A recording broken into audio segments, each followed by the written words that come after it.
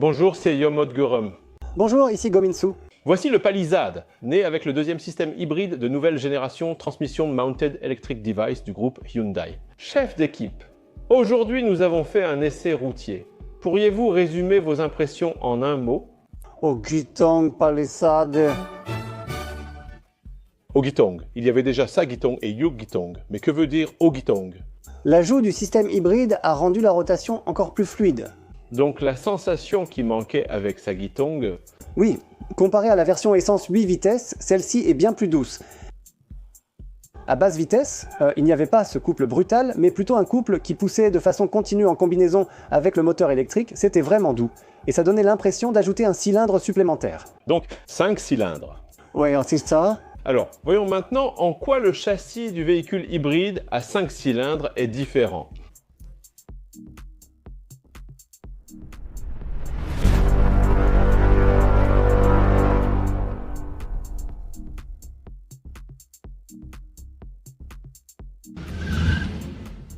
Il faut vérifier le compartiment moteur du système hybride nouvelle génération. C'est ça, puisqu'il y a un nouveau moteur, l'Ijamo. Attendez, chef d'équipe, montrez-nous, il y a un changement. Juste le couvercle. Même si ça a changé, pas du tout la couverture qui a changé, donc c'est très différent. Nous avons déjà essayé le Palisade essence, mais s'il semble différent, c'est qu'il y a des éléments visibles. Des couleurs vives, notamment de l'orange sur la ligne de batterie haute tension, montrent clairement que c'est une hybride. On a toujours vu le Santa Fe, le Sorento ou le 1,6 turbo hybride, mais en ouvrant celui-ci, le moteur est nettement plus grand. Il est bien plus grand et prend beaucoup plus de place. Donc la taille du moteur est vraiment grande, mais au niveau de la structure, c'est pareil. Le moteur, la boîte de vitesse, même l'emplacement du module de batterie haute tension, tout est quasiment identique. Ce véhicule est équipé d'une suspension à commande électronique. C'est ça, il y a ici le câblage pour la fonction Preview. Et ça, est-ce que c'est quelque chose qui a été ajouté sur le nouveau modèle? Oui, c'est ça. Le strut-ring est inclus à partir de ce LX3. LX3. Mais chef d'équipe, est-ce que ce petit ajout change vraiment quelque chose? Le constructeur, c'est une entreprise qui lutte constamment contre le coût de fabrication des voitures. Ils économisent même sur Dixons. Mais ils ont quand même ajouté ça. Ah, c'est comme ça qu'il faut l'interpréter? C'est ça. S'ils l'ont ajouté, c'est qu'il y a une raison, une différence. Ça influence clairement les performances de conduite? C'est ça. Il faut donc le voir comme ça. Oui, c'est ça. Vous pouvez le voir ainsi. La plateforme et la disposition sont identiques à celles de l'essence. C'est désormais un nouveau moteur hybride. Et au Thomas, j'ai jeté un coup d'œil sous le capot, et la dernière fois, lors de l'essai, je n'en ai pas parlé, mais il y a quelque chose d'un peu décevant sur le Peli. C'est décevant. Le filtre à air extérieur n'a encore pas été installé. Ah, à ce niveau-là, mes chefs d'équipe, le filtre à air extérieur, on l'appelle généralement filtre, celui qui se trouve devant le filtre à air. On l'appelle aussi filtre de climatisation. Quels sont les avantages d'un filtre à air extérieur? Si vous avez un filtre à air extérieur, quand vous enlevez le couvercle du capot, vous voyez le filtre de climatisation à l'intérieur, il est juste là, complètement exposé. Comme ça, à découvert. Le filtre à air extérieur est simplement une structure ajoutée devant. On ajoute une structure qui agit comme un filtre pour retenir les grosses poussières extérieures. Les purificateurs d'air domestique filtrent d'abord les particules fines, 1.0, puis les particules fines, 2.5, etc. On peut dire que ça joue ce genre de rôle. C'est comme ajouter un filtre de plus. C'est un filtre qui élimine les grosses particules de poussière. En effet, si les suies ou gaz d'échappement ne pénètrent pas, après plusieurs mois de conduite, le filtre de climatisation reste propre lorsqu'on le retire. À cause de cette différence, dans ma voiture, il est vraiment noir, mais même une seule couche de ce filtre fait une grande différence. C'est ça. Presque toutes les voitures importées en sont équipées, et pour les nationales, seuls les modèles Genesis comme GV70 et GV80 le sont. Je croyais que le Palisade, présenté comme haut de gamme, aurait enfin un filtre à air extérieur. J'aurais aimé qu'il l'installe. C'est vrai. J'aurais vraiment aimé qu'il l'installe, c'est dommage. Puisque je peux le faire moi-même. Je dois l'acheter d'occasion et l'installer moi-même, mais j'aurais préféré qu'il soit conçu pour ce modèle. Voilà pourquoi j'en ai parlé. Si besoin, vous pouvez aussi le faire. Ils ont également ajouté des matériaux d'insonorisation sous le capot. C'est vrai, combien coûte cette voiture, à votre avis? Cette voiture, je sais, elle coûte 60 et 11 millions de wons. C'est ça, 60 et 11 millions de wons. Ne soyez pas surpris que ça soit inclus, alors. Maintenant, il faut qu'on regarde ça avec un œil objectif, d'accord? Voyons quelles autres parties ont changé. Nous allons maintenant goûter le thé. Ah, c'est énorme, vraiment énorme.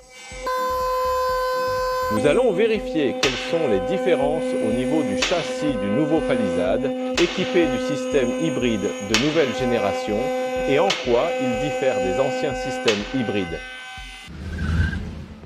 D'accord, commençons par le train avant.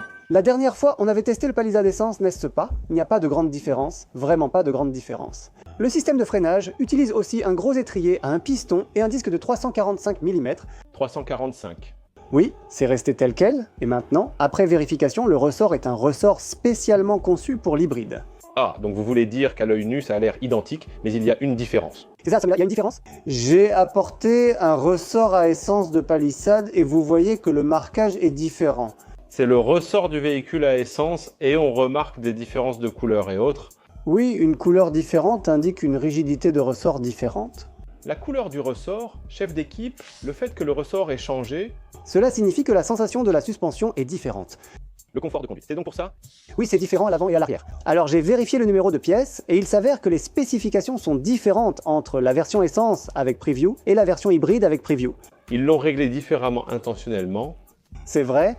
Concernant le guide de roue, ils ont également choisi un matériau assez absorbant. Habituellement, sur d'autres véhicules, seul l'avant reçoit un matériau absorbant, le reste étant en plastique brut. Mais sur ce modèle haut de gamme, ils en ont mis à l'avant et à l'arrière. La Santa Fe aussi. Donc ce genre de choses, je pense bien gérer cette partie et ce genre de choses. Je vais aussi regarder la suite. L'arrière aussi mesure 330 mm. 330. Ensuite, là, il y a des freins équipés de disques ventilés.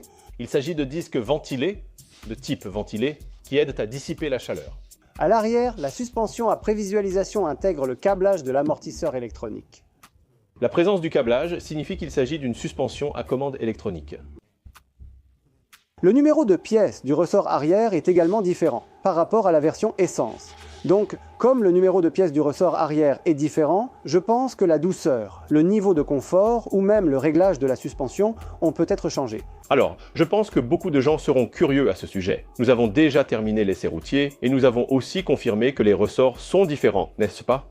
Quelle différence de confort de conduite entre le modèle essence et l'hybride? À bord, je trouve l'essence meilleure. Celle-ci est trop souple et donne une sensation molle. Celle-ci donne une sensation plus douce, alors que l'essence était un peu plus ferme et plus stable que celle-ci. Le chef d'équipe a préféré la sensation de l'essence. J'utilise la voiture surtout le week-end, principalement sur l'autoroute. Du coup, en termes de tenue de route en ligne droite ou de facilité de conduite, l'essence s'en sortait un peu mieux. J'espère que cela vous sera utile pour faire votre choix. Enfin, le châssis va être révélé. Quelles modifications ont été apportées au niveau du châssis? Structurellement, c'est pareil. La principale différence à l'avant est la présence d'une batterie haute tension, car c'est une hybride. C'est la batterie haute tension de l'hybride? Oui, c'est bien écrit. Spécification LX3 hybride V2L. Ah oui, en effet, LX3 exactement V2L, il semble qu'il y ait aussi une différence fonctionnelle. Oui, les anciens modèles classiques sans V2L n'ont pas cela. La connectique se branche directement, mais l'aspect diffère légèrement. Ah, ces modules ont été ajoutés? C'est ça. Oh, là, il y a donc une différence comme ça. Mais personnellement, je trouve que la taille de la batterie hybride est plus grande que ce à quoi je m'attendais. Je croyais qu'elle serait petite vu la taille de l'espace. Avant, il y avait même des batteries sous la deuxième rangée, tu te souviens? C'était pour les voitures, puis pour les Tucson et Sportage. Pour les voitures particulières, les Tucson ou les Sportage, c'est toujours un peu sous la deuxième rangée. C'est vrai. Mais ici, la deuxième rangée de sièges coulisse aussi. Il y a aussi d'autres fonctionnalités. C'est ça, du coup, il devait être difficile de mettre la batterie sous le siège, donc c'est logique qu'elle soit placée sous le plancher. Il y avait donc cette différence, n'est-ce pas? Oui, structurellement, c'est identique. Chef d'équipe, pourquoi votre voix est-elle si rauque aujourd'hui? J'ai attrapé un rhume, j'ai mal à la gorge et je me sens très mal. Comme vous le voyez, il y a la transmission du moteur, et ici, au centre, une transmission combinée avec le moteur électrique. Regardez bien cette transmission. De ce côté, ça dépasse vers l'extérieur à travers le berceau. Ah, ça, cette partie sur mon doigt est sortie. Et regardez entre ces deux-là, ça dépasse, n'est-ce pas? Ah oui, c'est vrai. En dehors du cadre.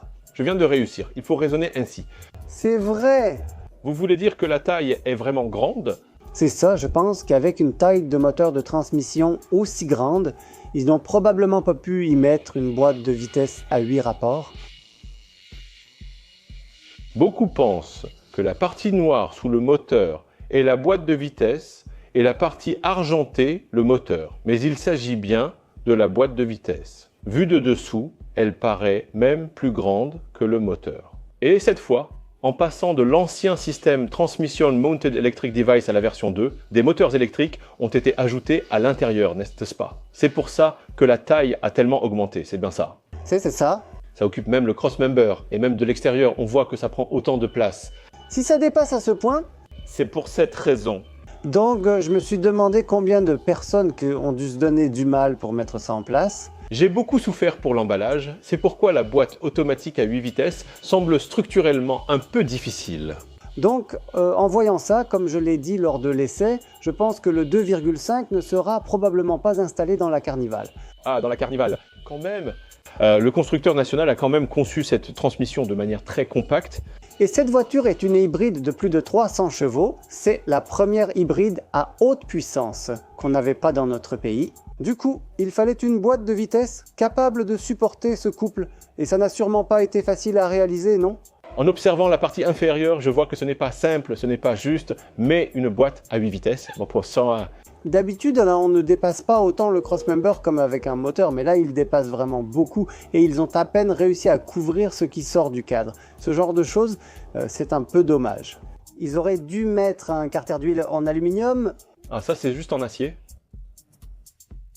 Même la Trax a un carter d'huile en aluminium. Car ces gens sont vraiment passionnés par le châssis. Mais cette fois, il me semble qu'ils ont beaucoup changé, ils ont vraiment fait attention aux détails. Le prix ayant autant augmenté, l'important n'est pas que ce soit meilleur, mais si l'amélioration vaut ce surcoût. Comme pour l'essence, ils ont utilisé de l'aluminium pour les rotules. Les rotules ont été remplacées sur le nouveau modèle. Le bras inférieur est aussi en aluminium. Et pour ces parties aussi, les rotules sont entièrement faites d'un alliage d'aluminium. Et la barre stabilisatrice qui équilibre le tout, quelle est sa taille? L'épaisseur de la barre stabilisatrice varie entre la version Preview et l'autre. Dans le cas de la version Preview, la suspension peut devenir plus ferme ou plus souple, donc... Comme il y a une certaine autonomie... Pour cette autonomie, l'épaisseur de la barre stabilisatrice de la suspension est un peu plus fine. Ah, vous voulez dire que la barre stabilisatrice à commande électronique est en fait un peu plus fine? Oui, sans commande électronique, 24,7 mm, avec 24,2 mm, soit 0,5 mm d'écart. 24,7 et 24,2 mm, soit 0,5 mm d'écart. Donc il y a cette différence à observer. Et ce véhicule est aussi à 4 roues motrices. Étant un véhicule à 4 roues motrices, il y a un transfert combiné pour envoyer la puissance à l'arrière. C'est ici, à l'avant. Le boîtier de transfert s'étend plus vers l'arrière que je pensais. Comme c'est une traction avant à la base, et qu'on a un moteur de plus de 300 chevaux, c'est peut-être pour ça qu'on n'a pas vraiment ressenti toute la puissance pendant l'essai aujourd'hui. Il y avait 334 chevaux, mais comme c'est une traction avant, ils ont sûrement dû limiter la puissance. C'est vrai, lors d'accélération brutale, il faut assurer une certaine durabilité, et ce n'est pas une voiture prévue pour ce type de conduite. Même sa personnalité en soi? Oui, même sa personnalité. J'ai essayé de le rendre plus doux, et si je parle d'Ogitong aujourd'hui, c'est justement grâce à ce réglage. Mais malgré tout, c'est plus puissant que le modèle précédent, Sagitong. En conduisant la version 2.5 essence, l'accélération douce était agréable, mais dès qu'on appuyait plus, le son rauque typique du Sagitong revenait toujours. Il y avait aussi cette sonorité, on avait l'impression qu'elle rassemblait sa puissance, quelque chose comme ça. Mais celle-ci, comme l'ancienne version 3.8, elle pousse tout en douceur, et j'ai vraiment aimé ça. Mais même si ce n'est pas un 6 cylindres, même avec 5 cylindres... C'est pas mal, non? J'ai une question, monsieur le chef. Vous venez de parler du 5 cylindres, mais comme c'est une traction avant, vous avez dit qu'ils ont peut-être mis des limites, n'est-ce pas? On dit que le groupe Hyundai réfléchit aussi à des hybrides de grande taille à propulsion arrière. Alors, même si c'est cette configuration, avec une propulsion arrière, la puissance change évidemment. C'est bien meilleur, parce que cette transmission à traction avant a vraiment des faiblesses pour gérer un couple élevé. Donc, à l'époque de notre Veracruz, on ne pouvait pas fabriquer de transmission avant capable de dépasser 40 de couple en Corée, alors on a dû en utiliser une d'ailleurs. On a utilisé une boîte de vitesse Aisin japonaise. D'accord, donc il n'y a aucun problème à utiliser cette base pour la marque Genesis. Voici la transmission arrière Hyundai PowerTech de Genesis. Ils ont une boîte de vitesse pour 380 chevaux, Donc, une entreprise qui en possède une pour 380 chevaux n'aurait-elle pas aussi une version hybride pour 330 chevaux? Ah, alors... Bien sûr, je ne l'ai pas vu non plus, mais Je ne peux pas le savoir, mais je pense qu'il en a probablement assez. j'ai déjà pensé à cela. Je me suis dit que si Genesis créait un hybride à propulsion arrière, ils utiliseraient peut-être un moteur 3.0. Non, ce n'est pas ça. Alors, il y a plus de chances que ce soit un 2.5. Même la G80 KGV, 80 KGV, 70 ont déjà le moteur essence 2,5. En ajoutant seulement une boîte de vitesse arrière, on pourrait gérer une puissance élevée. C'est ça, donc je pense qu'on peut s'attendre à quelque chose pour la prochaine génération. Attendons de voir comment ça évolue. Et maintenant, le MDPS. MDPS. Le MDPS utilisé ici est à entraînement par courroie, mais sur l'hybride, la stabilité en ligne droite était médiocre. Oui, je pense que c'est parce que la suspension est trop souple. Il y a eu des changements du côté des ressorts, comme vous venez de le dire, et du coup, comme c'est devenu un peu plus souple, la maniabilité me semble un peu inférieure à celle de la version essence. Je trouve que la version essence offrait de meilleures sensations. Tous ces réglages sont vraiment difficiles. C'est vrai, le moyen le plus simple de régler la suspension, c'est avec l'amortisseur, le ressort et la barre stabilisatrice. Ces trois éléments. Mais il me semble que sur l'hybride, ils ont assoupli un peu plus l'ensemble. Il y a cette différence. Comme c'est une transmission intégrale, l'arbre passe vers l'arrière ainsi. Seule la présence ou non de la batterie de ce côté change, tout le reste est identique. Le reste est identique. Étant un véhicule haut de gamme, ils ont aussi soigneusement intégré des mesures de dissipation thermique. Vous aviez affirmé qu'il n'y avait pas de dissipation thermique. Et au centre, ce n'est pas éclairé, n'est-ce pas? De ce côté, c'est déjà passé de l'autre côté. Gasnier, il n'y en a pas du tout ici. C'est dommage que ces détails n'aient pas été plus travaillés. Cela aurait vraiment augmenté la satisfaction émotionnelle. C'est vrai. Ça peut être un élément haut de gamme et ça améliore aussi l'isolation phonique, quoi. Personnellement, je trouve ça un peu dommage. Donc le fait que ce soit vide... Chef d'équipe, est-ce que c'est ce que des gens de l'extérieur font aussi, ce genre de choses, quoi? Oui, il arrive que des gens de l'extérieur fassent l'insonorisation. Mais au final, si on additionne tout, ça fait 71,5 millions de won plus un supplément, alors qu'on a déjà payé 70 millions de won. Oui, c'est ça. À ce rythme, on atteint le prix d'une GV80. C'est vrai, comme l'écart de prix avec la GV80 a diminué, il devrait être plus attentif à ce genre de détails. C'est vrai. Et maintenant, le nouveau HTRA-CK. Ah, c'est ça. Oui. Donc, à l'arrière, c'est un différentiel qui répartit la puissance entre les deux roues. Et cette fois, sur ce LX 3 Peli, j'ai vraiment apprécié la sensation d'avoir toujours de la puissance transmise à l'arrière. À ce moment-là, Chef Ban avait parlé de ça lors de son premier essai. Il envoie un peu plus de puissance à l'arrière. Maintenant que je le sais et que je fais attention, c'est vraiment le cas. Ça avance plutôt bien. Et on dirait qu'il est devenu un peu plus intelligent. Il le tient toujours dans sa bouche. Ici, le matériau d'insonorisation a ce qui a été retiré, alors qu'avant c'était fermé avec ce matériau, contrairement à l'essence. À l'époque de l'essence. Veuillez lancer la vidéo une fois, s'il vous plaît. Les voitures à essence étaient ainsi, puis ont évolué ainsi. Mais pourquoi donc? Parce que quand on conduit une voiture à essence, qu'est-ce qu'on a dit? On a dit qu'il y avait beaucoup de bruit d'échappement, n'est-ce pas? Donc les constructeurs le savent aussi, alors ils ont ajouté de l'insonorisation à cet endroit. Ah, vraiment? L'hybride n'est pas encore installé. Lors de l'essai, on a constaté que le bruit d'échappement de cette voiture hybride n'est pas très fort. La sensation est un peu différente. La sensation est un peu différente. Même si c'est le même moteur, ces réglages ont été adaptés pour l'hybride. Donc la sensation sera différente. Ce sera différent. J'ai vérifié les ressorts arrière, ils diffèrent de ceux de la version essence. C'est différent, donc en général, quand on pense à un véhicule hybride, on se dit simplement que seul le moteur change, que la consommation est meilleure, c'est ce qu'on pense habituellement, mais en écoutant ce que vous dites, chef d'équipe, on se rend compte qu'il y a eu des modifications à ce niveau aussi. C'est ça, tout cela a aussi été modifié.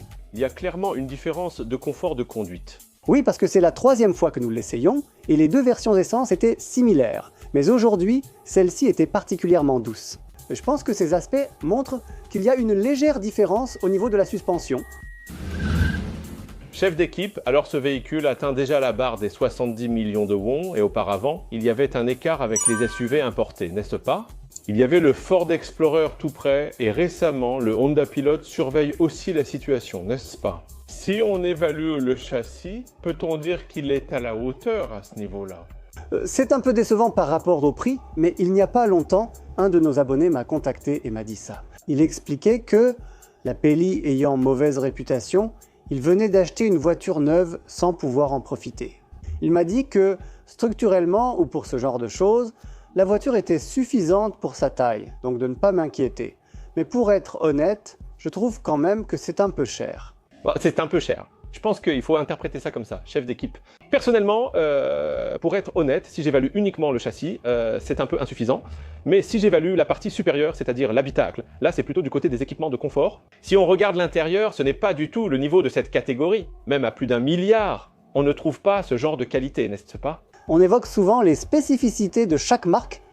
Apple. Hyundai semble surtout axer ses efforts sur l'intérieur de ses voitures récemment. L'intérieur est excellent, mais si Hyundai faisait un peu plus attention au châssis pour qu'il soit à la hauteur, la satisfaction augmenterait vraiment. Ce modèle partage sa plateforme avec la Santa Fe, mais il est plus lourd, donc il faudrait renforcer davantage le châssis. Je pense que ça améliorerait la satisfaction. Désormais, au 3e rang mondial, cela devient indispensable. En écoutant vraiment les retours, la satisfaction des consommateurs progressera encore. C'est vrai. Aujourd'hui, comme le châssis est le même, nous nous sommes concentrés uniquement sur ce qui a changé lors de l'essai. Il reste la phase de stabilisation à venir. La stabilisation, c'est le plus important. C'est vrai. Cette nouvelle voiture, avec son nouveau moteur et son nouveau système, doit toujours passer par une phase de stabilisation et de vérification. Il est nécessaire de vérifier l'intégrité interne. C'est vrai, la qualité de la nouvelle voiture sera aussi questionnée. Chef d'équipe, puis-je vous poser une dernière question? Alors, nous avons déjà examiné les véhicules à moteur à essence, et cette fois-ci, nous avons aussi testé et inspecté le châssis du véhicule hybride. Sur quels aspects devrions-nous nous concentrer lors de l'achat? Dans le cas de l'essence, c'est idéal pour ceux qui veulent un grand SUV et qui l'utilisent principalement le week-end. Utilisable confortablement le week-end, avec un avantage prix certain. Et pour l'hybride, vous avez mentionné Ojitong. Alors l'hybride Ojitong, il faut payer près de 10 millions de wons en plus. Payer l'hybride coûte environ 4 à 5 millions de plus sur les 10 millions de wons. Je pense que 10 millions de wons pour un carnet de bord, c'est un peu exagéré. 10 millions de wons pour un carnet de bord, c'est cher. Mais vous devez conduire cette voiture tous les jours. Pour ceux qui veulent économiser un peu sur le carburant, c'est vrai, c'est très important. Certains critiquent la consommation de ces voitures sans les avoir testées, affirmant qu'elles font 11 ou 12 km par litre. Pourtant, comme vous l'avez vu, atteindre 12 km par litre me satisfait et m'impressionne. Parce que moi aussi, même si je conduis l'ancien modèle, la consommation moyenne d'une 3,8 est généralement de 5, 6 ou 7 km par litre. C'est une consommation impossible. Vous avez vu une consommation de rêve. Si quelqu'un passe de 7 à 12 km par litre, c'est près de 40% d'augmentation. On croit souvent qu'il faut dépasser 15 km par litre. Regardez simplement les choses sous cet angle. Si vous abordez les choses comme ça, l'approche elle-même peut être un peu différente. C'est vrai, ça peut être différent. C'est exact. En fait, ceux qui conduisent un 6 cylindres reconnaissent plus la satisfaction que procure ce moteur que la consommation de carburant. C'est vrai, le prix du Palisade a beaucoup augmenté, ce qui le rend difficile à acheter. D'où l'intérêt d'une hybride à moteur 5 cylindres et faible consommation. C'est ça. Donc, pour ceux qui doivent conduire tous les jours et parcourent beaucoup de kilomètres, je pense qu'une hybride serait un bon choix. Mais si vous ne roulez pas beaucoup, il n'est pas facile de compenser la différence de prix avec les économies de carburant. Il faut vraiment rouler beaucoup. Donc, d'un certain point de vue, il ne s'agit pas seulement de l'efficacité énergétique, mais aussi de la performance. Si vous considérez l'agrément d'un 5 cylindres par rapport à un 4 cylindres, cela peut aussi être un critère de choix. Les véhicules hybrides sont aussi un bon choix. L'hybride, grâce au moteur électrique, améliore la sensation de rotation par rapport à l'essence. Du point de vue de la sensation de rotation, les véhicules hybrides sont aussi un bon choix. C'est vrai. Mais il faut surtout attendre que tout se stabilise. Pour la Palisade, choisissez le véhicule adapté à vos besoins, testez la version essence et l'hybride. Faites un essai routier avant d'acheter. Faites un essai routier pour ressentir la différence, quel que soit votre choix. C'est ça, le meilleur choix, c'est celui que vous faites vous-même. Vous ne le regretterez pas. Chef d'équipe, j'ai apprécié votre analyse du châssis du nouveau Palisade avec le système hybride Ojitong de nouvelle génération. Chef d'équipe, la prochaine fois, un véhicule plus récent sera prêt. Ça, je vous en parlerai la prochaine fois. D'accord, j'ai compris. Merci beaucoup pour vos paroles aujourd'hui. Merci. Si cela vous a été d'une petite aide, merci de mettre un j'aime. Abonnez-vous et activez les notifications pour recevoir rapidement des infos sur les nouvelles voitures. Merci.